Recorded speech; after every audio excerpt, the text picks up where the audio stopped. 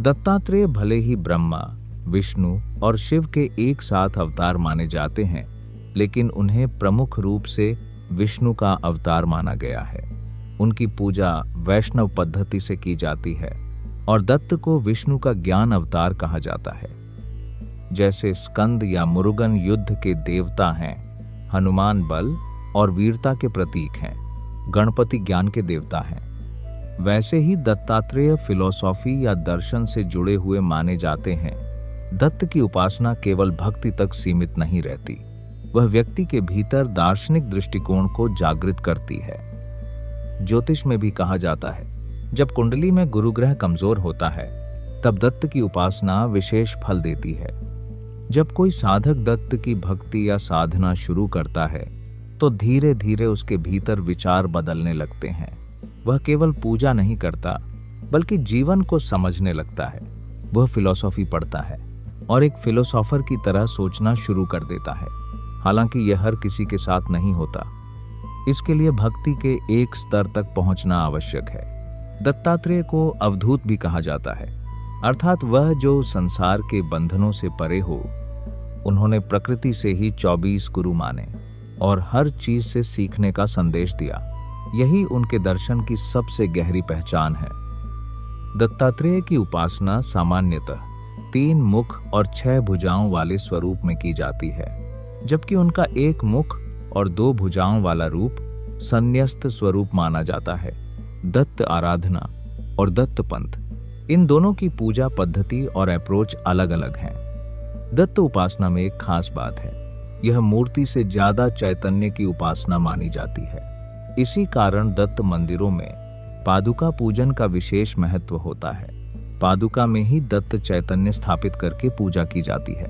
कर्नाटक के गाणगापुर में स्थित मंदिर में निर्गुण पादुका हैं, जिनके दर्शन से निर्गुण का ज्ञान प्राप्त होता है और देह ध्यास कम होने लगता है।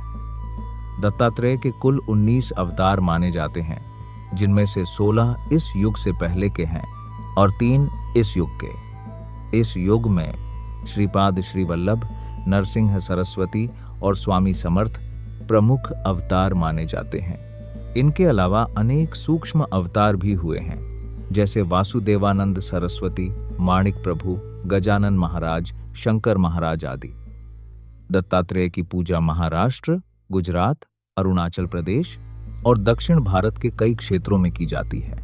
गिरनार जैसे स्थान प्रसिद्ध हैं, लेकिन बहुत कम लोग जानते हैं कि उनका जन्मस्थान नेपाल में स्थित अनसुया पर्वत है।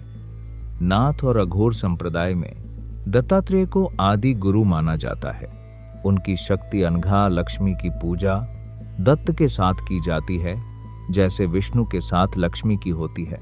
जैसे दत्त त्रिदेव स्वरूप हैं, वैसे ही अनघा लक्ष्मी महाकाली, महालक्ष्मी और महासरस्वती का स्वरूप मानी जाती हैं। दत्तात्रेय ने विभिन्न लोगों को अलग अलग विद्याओं का ज्ञान दिया।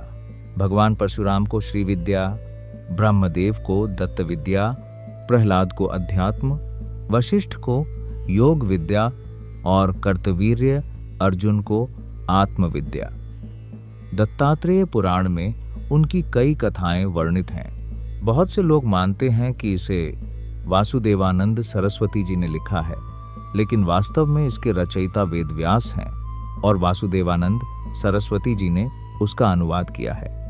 परब्रह्म स्वरूप दत्तात्रेय अपने भक्तों की रक्षा आंखों की पलक के समान करते हैं। इसीलिए उन्हें स्मर्तुगामी अर्थात स्मरण करते ही प्रकट होने वाले और स्मरण मात्र संतुष्ट अर्थात केवल नाम लेने से ही प्रसन्न होने वाले कहा जाता है। शायद इसी कारण दत्तात्रेय केवल पूजे नहीं जाते, उन्हें अनुभव किया जाता है।